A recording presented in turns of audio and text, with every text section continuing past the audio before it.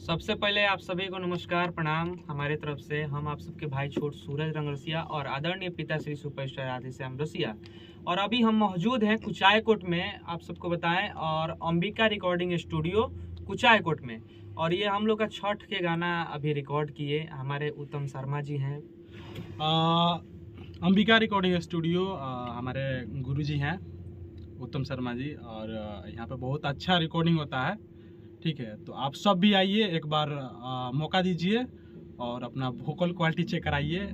दिल्ली पटना का vocal quality एकदम यहाँ पे भी मिलेगा। ठीक है, हमारे कुचायकोट गोपालगंज जिले में। और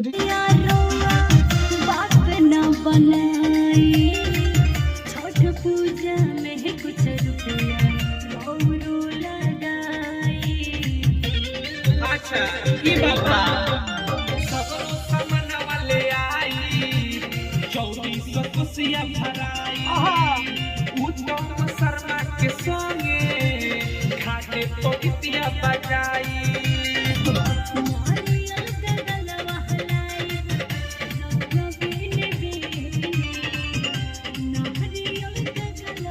नारियल एक बार और आइए।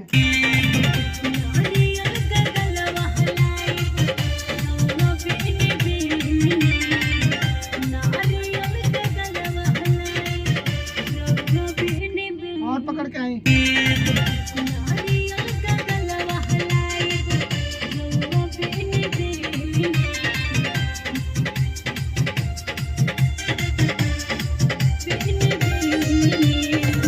मन जो के लाई सब फलवा रानी हम चिन्ह